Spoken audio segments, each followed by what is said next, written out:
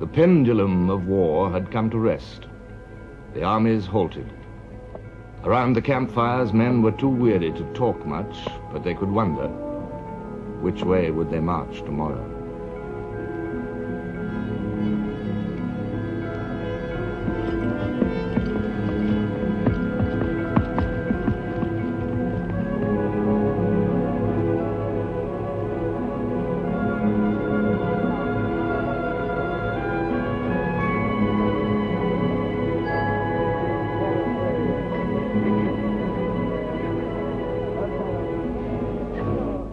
For 15 days, the Allies had been in constant retreat. For 15 days, the great weight of the German armies had pressed steadily down towards Paris and the heart of France.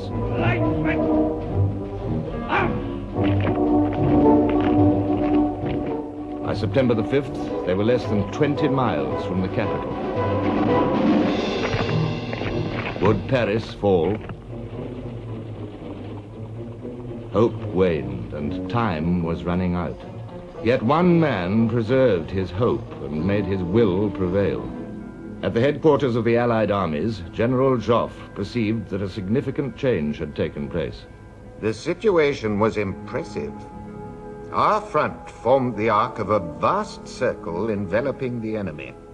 Thus, our Fifth Army was now in a position to make a frontal attack against the enemy columns crossing the Marne, while the British Army and the mobile troops of the Paris garrison were well placed to attack in flank the German forces which had diverged from the direction of Paris.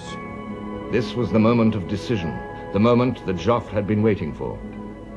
Now hundreds of thousands of tired, despondent men must be halted, turned about, and thrown against the enemy. From Verdun to the Marne, Joffre ordered his right wing to hold firm. The German Second Army was marching southward, at some distance from the First. The French Sixth Army would strike in from the west.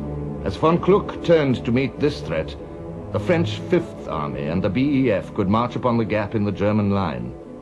One thing was essential: the BEF must march. Once again, Joffre visited Sir John French to explain his plan and plead for British aid. And finally, clasping his two hands in front himself, he turned to Sir John French and said, "Monsieur le Maréchal, c'est la France qui vous supplie. Field Marshal, it is France which is begging you." It was so moving that Sir John French, who was awfully British, very unemotive himself, was so moved that he struggled with the French language once more. He couldn't get anything out. And turning to somebody, he said, "Tell him that anything that men can do, our men will do. We will attack tomorrow."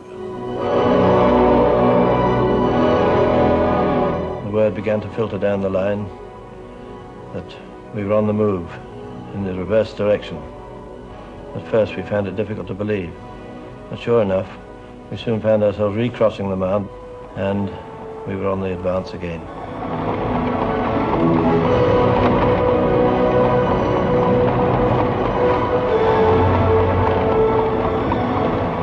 Well, the revulsion of feeling is impossible to describe.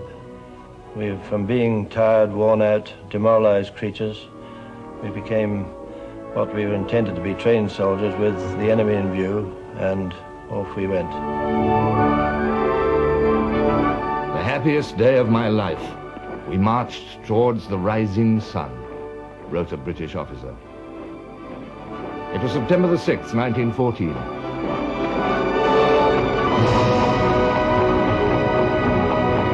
General Joffre issued an order of the day to his armies. The moment has passed for looking to the rear. All our efforts must be directed to attacking and driving back the enemy.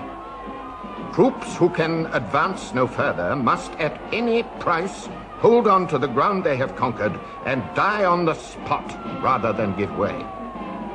Under the circumstances which face us, no act of weakness can be tolerated. Slowly, the pendulum started its counterswing. The Germans resisted strongly. North of Paris, General Monory's army was heavily counterattacked and in danger of defeat.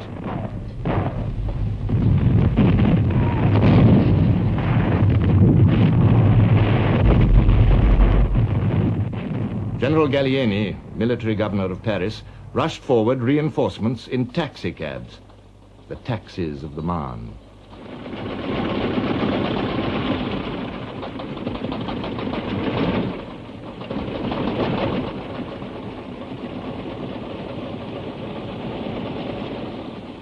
The men they carried just sufficed to prevent a collapse.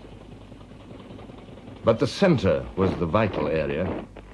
Here, the French Fifth Army and the BEF thrust forward into the widening gap between the armies of von Kluck and von Bülow.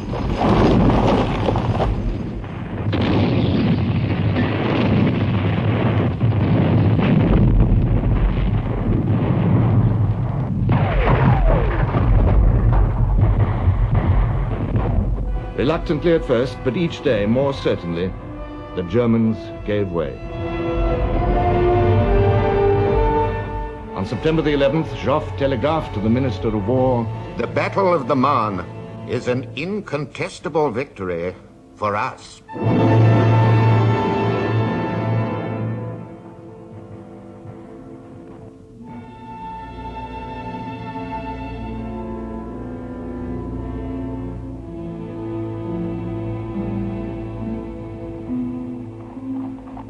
And now, as the Allies reaped the rewards of victory, new hopes surged up in men who had faced the abjectness of defeat.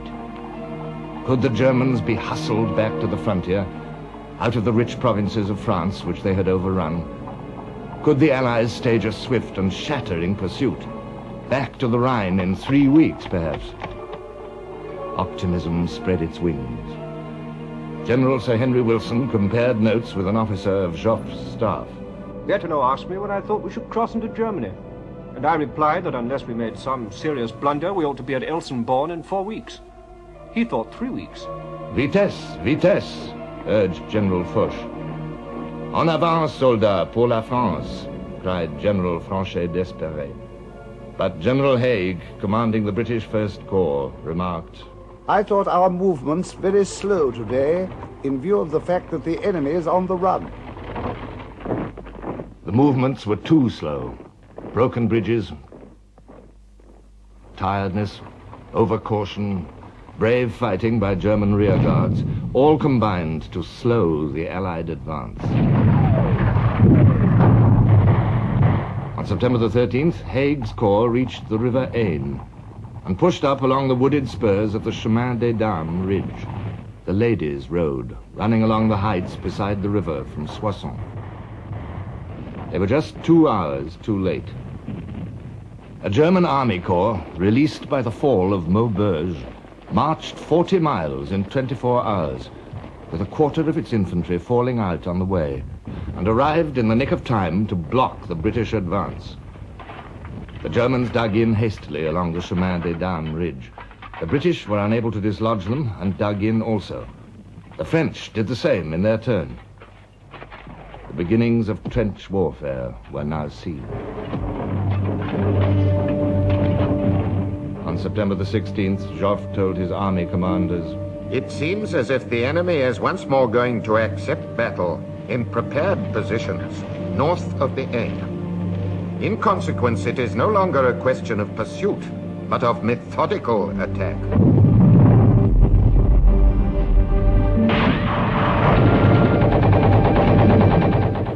Every attack was halted.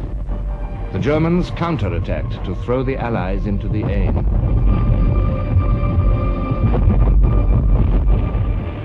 They also failed. Losses mounted on both sides.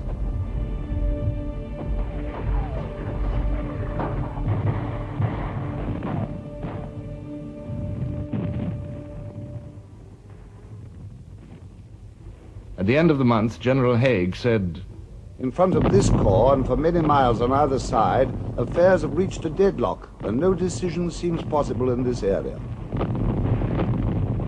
Joffre had already reached this conclusion, so had the German High Command. Simultaneously, Allies and Germans moved against each other's flanks. So the war, which had burned its way southward so swiftly, rolled back northward like a forest fire under a changing wind. The flames fed upon new countrysides, Picardy, Artois, Flanders. This was the race to the sea. All through these days of frustration on the Aisne, by railway, on horseback, on foot, thousands by bicycle, the soldiers of both sides were on the move. Populations which had hoped to be spared were driven before the storm. And in the north, the thunder of great guns was heard again.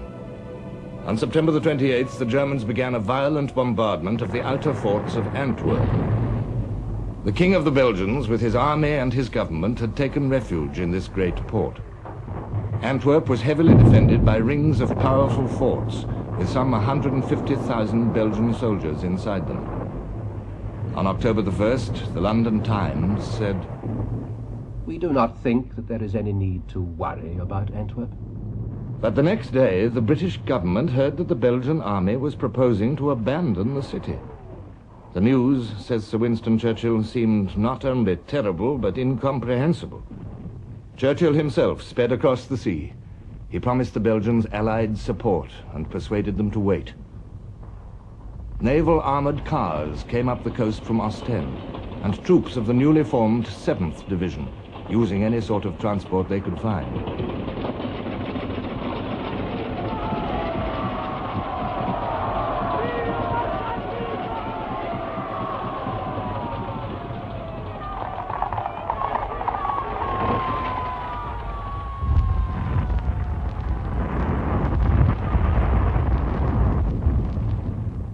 Then at Antwerp itself, Royal Marines of the Naval Division landed.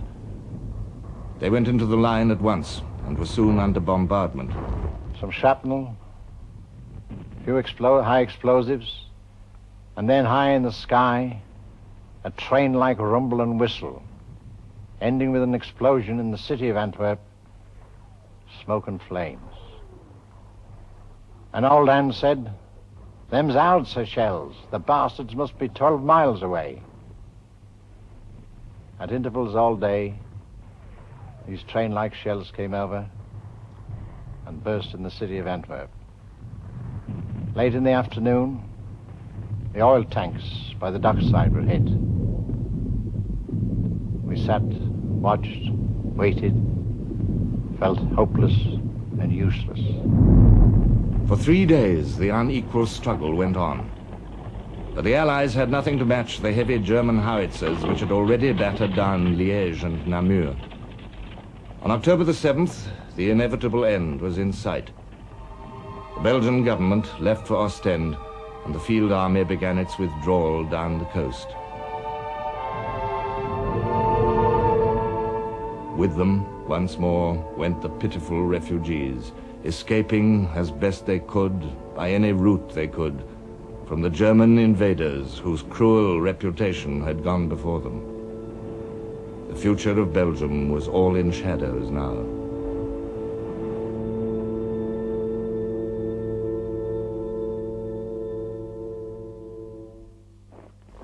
On October the 9th, the Germans entered Antwerp. Now the flames of war licked down the coast to join the great blaze of battle from the south. The Belgian army fell back to Dixmude, where it joined a magnificent detachment of French Marines. And division by division, the British Expeditionary Force, transported from the Aisne, was coming into action near the old Flemish market town of Ypres. Their arrival filled the last remaining gap in a line of battle from the sea to Switzerland. It was the final act of the war of movement.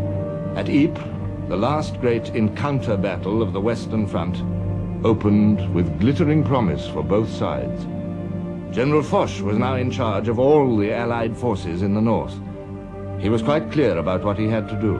The question was, would we have the time And did we possess the means of effecting a breakthrough before the enemy could complete defensive measures against which we would be more or less impotent? This was the effort we were about to make.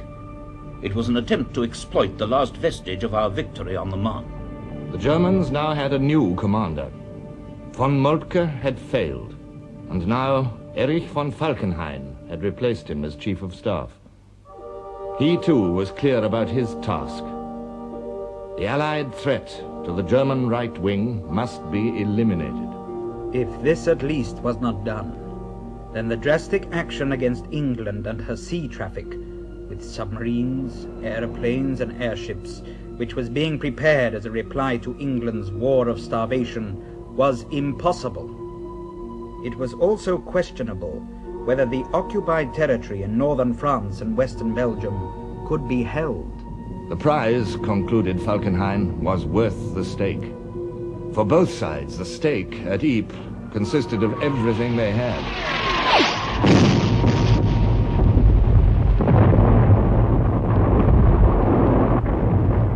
The sustained intensity of this battle was something new. Crisis after crisis flared along the line. In the north, the Belgians were hard-pressed, defending the last few square miles of their native soil from the invader.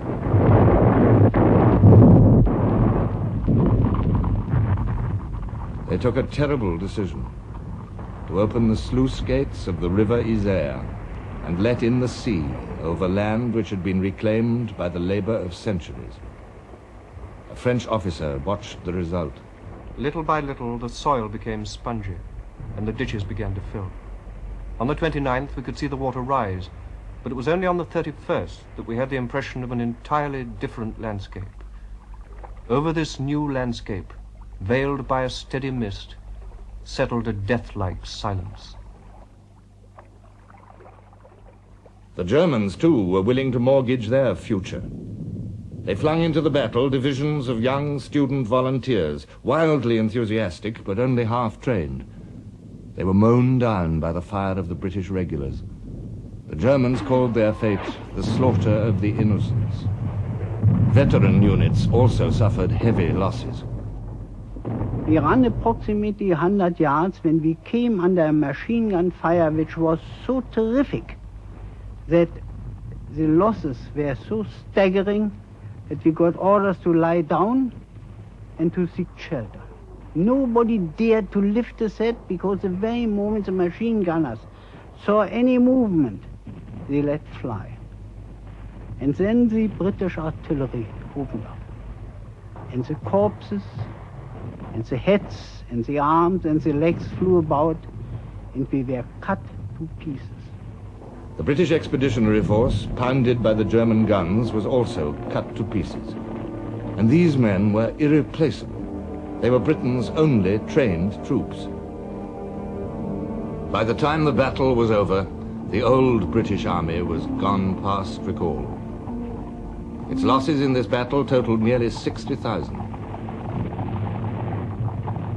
Already, before it ended, the consequences were seen. The Territorials made their appearance. The London Scottish were the first Territorial infantry to enter the fight.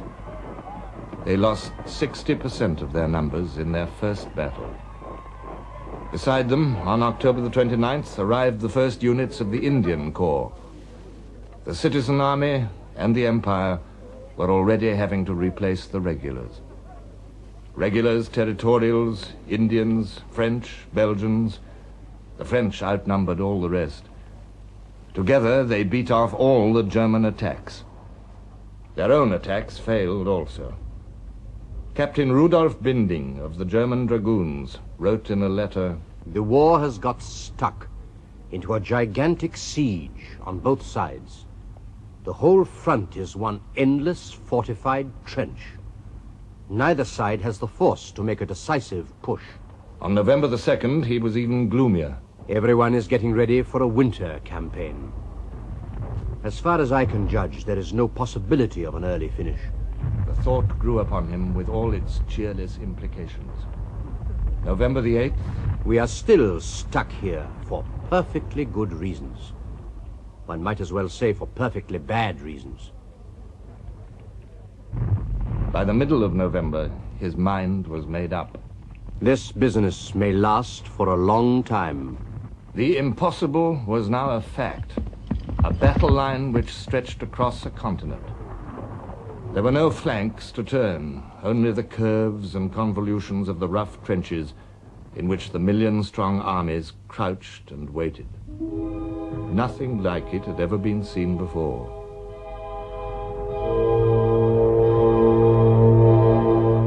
All the plans had gone awry.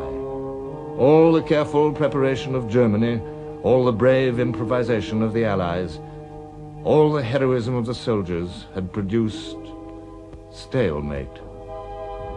The stalemate was universal. In Serbia, where the war began, the same incredible spectacle was seen. On August the 12th, the Austrians entered Serbia on what they took to be a short, punitive campaign, which would swiftly bring down this upstart Slav kingdom to the dust.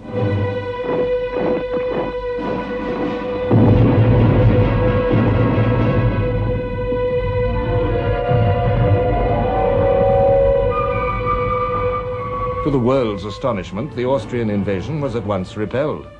The Serbs fought with passionate fury against their overwhelming neighbors. But all the weight of numbers was on Austria's side. And after an interval, the Austrians returned in strength and with more caution. This time it seemed that they must win.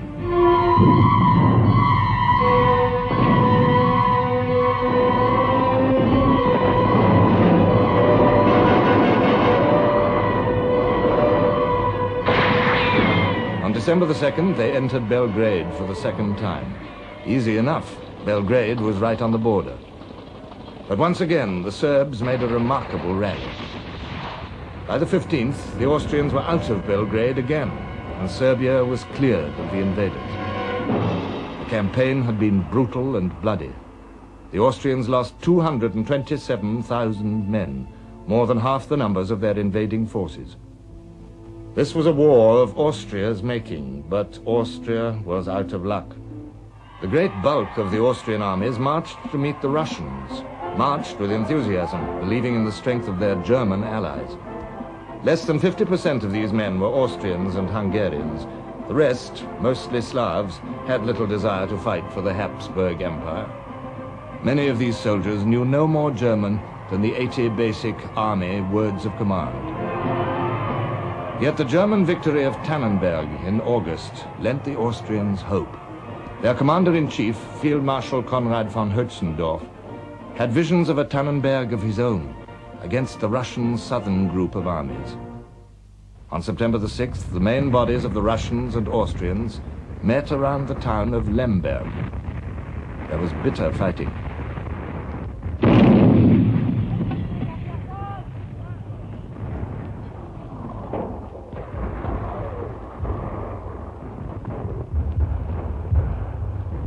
On September the 11th, the day on which Joffre announced his victory on the Marne, Conrad had accepted defeat. His casualties were enormous and included over 100,000 prisoners. The Austrians began a withdrawal, which carried them back over 200 miles. A lasting blow had been struck at Austrian morale. German staff officers cruelly summed it up in the saying, "We are fettered to a corpse." The Germans had reason for bitterness. This Austrian disaster had gravely affected their own plans and prospects, which had been so bright after Tannenberg. Now, as the Russians advanced to the Carpathian Mountains, the Germans had to turn from their own offensives to meet the threat. Their attack on Warsaw came to nothing. In East Prussia, the Russians were even able to mount a new invasion. At the root of all problems in this vast fighting area was communication. General Ludendorff wrote, "We had great trouble in getting the railway lines, which we had ourselves previously completely destroyed, into working order again. We work now with might and main to restore them. But considerable time elapsed before the railway communications were really in order." The Russian winter arrived, halting all the armies in their tracks. Germans, Austrians, Russians, they burrowed holes for shelter, struggled to keep warm, and waited for better times. Ludendorff said, "The 1914 campaign had not brought a decision, and I could not see how one was to be reached in 1915. In the East, as in the West, it was stalemate. This, too, was going to be a long business.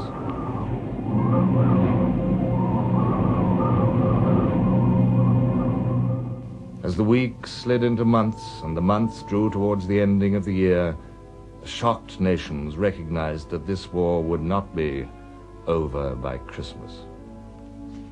In France, tight censorship concealed the full truth of what had happened since the 3rd of August. But in hundreds of thousands of homes, nothing could conceal the loss of a husband, a brother, or a son. 995,000 Frenchmen were killed, wounded, or missing in 1914.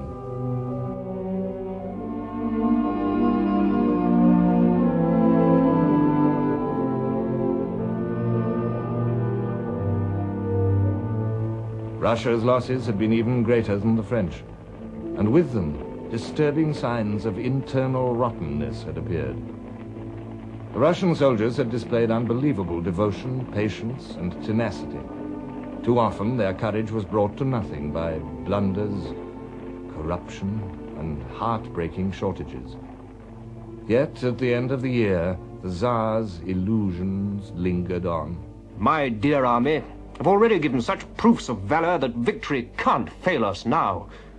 We must dictate the peace, and I am determined to continue the war until the Central Powers are destroyed. No Congress or mediation for me. Britain and Germany settled to their business with implacable wrath. The novelist H.G. Wells voiced their ardor. Nobody wants to be a non-combatant in a war of this sort. The desire to serve, to join in the fight, possessed the British people in odd ways. A Times reporter wrote in his diary, "People seem to be enveloped in a mysterious darkness, haunted by goblins in the form of desperate German spies. The wildest stories are being circulated of outrages committed by Germans in our midst."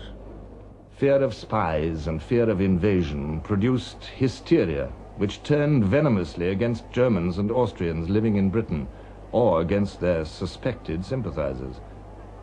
The first casualty was Lord Haldane, the man who had created the Expeditionary Force and the Territorial Army. Haldane was accused in the newspapers of being secretly pro-German. It was even said that this lifelong bachelor had a German wife. He recalled, "I was threatened with assault in the street, and I was on occasions in some danger of being shot at." This violence turned in other directions also. In the East End of London, German shops were attacked and looted.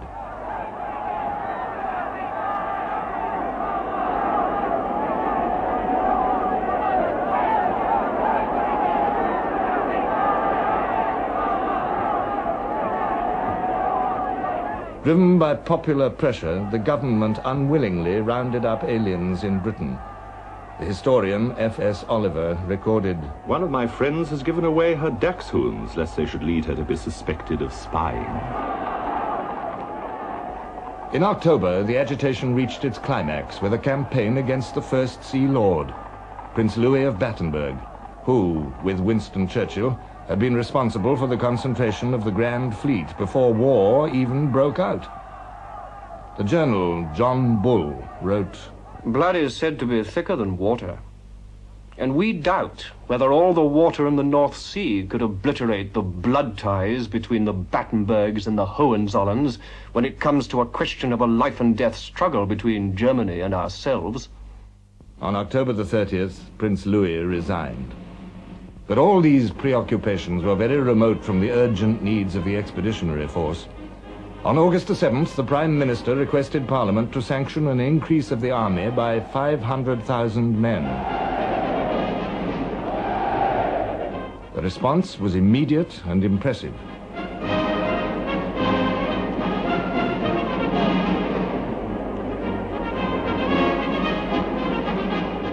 War had been declared, And the following Sunday I went with a friend of mine into Shepherd's Bush Empire to see the picture show there. And at the end of the show they showed the fleet sailing the high seas and played Britons Never Shall Be Slaves and Hearts of Oak.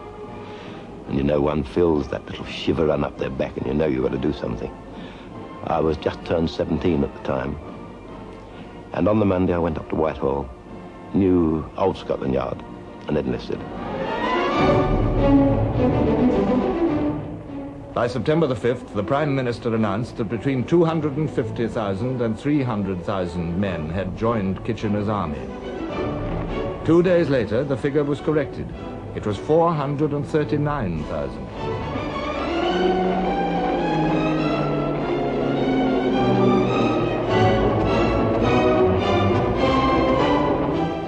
The patriotic fires burned high. A letter to the Times cried out, Reform Club, Pall Mall. Sir, yesterday afternoon, while Lord Kitchener was telling of the bravery of our wounded and dead, while he was asking for men to take their places, every lawn tennis court in the space near me was crowded by strapping young Englishmen and girls. Is there no way of shaming these laggards? The English girl who will not know the man, lover, brother, friend, that cannot show an overwhelming reason for not taking up arms, that girl will do her duty and will give good help to her country. 54 million posters were issued. 8 million personal letters were sent. 12,000 meetings were held. 20,000 speeches were delivered by servicemen or ex-servicemen. By the end of 1914, 1,186,337 men had enlisted.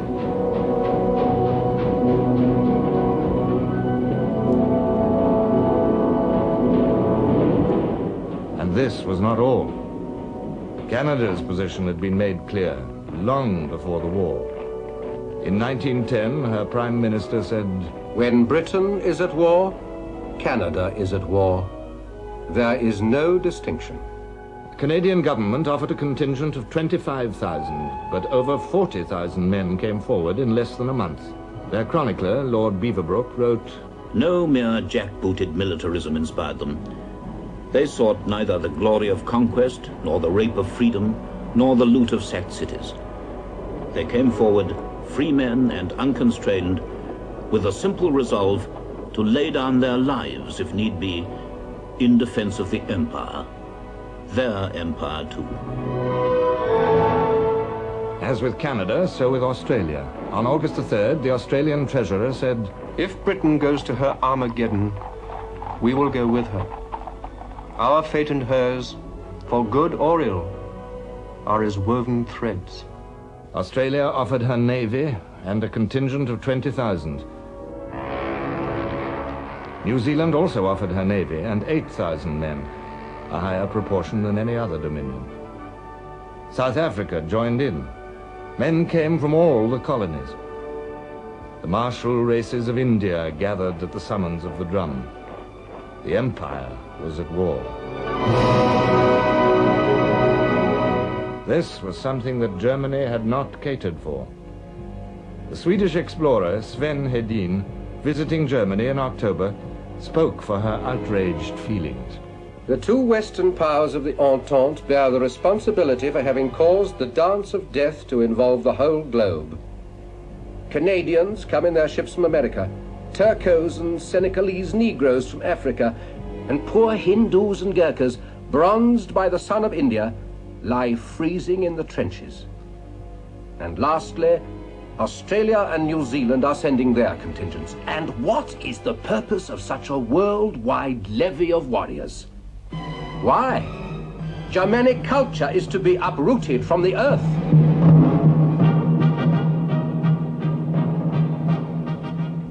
Victorious, yet thwarted of total victory, Germany set her teeth and hardened her will.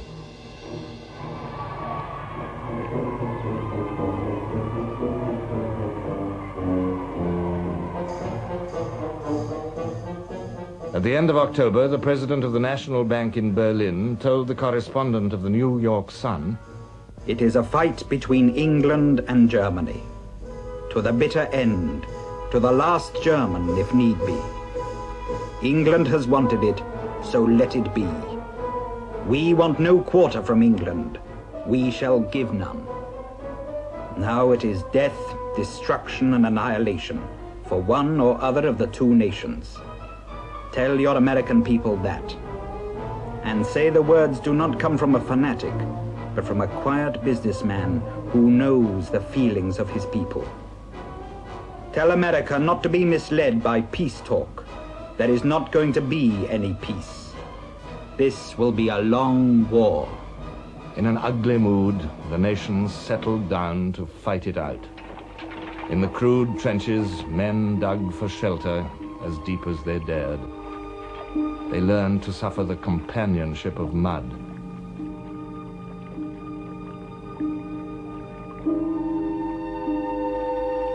The manhood of Europe discovered a new way of life, with death never far away. They were surprised to find that Christmas had overtaken them.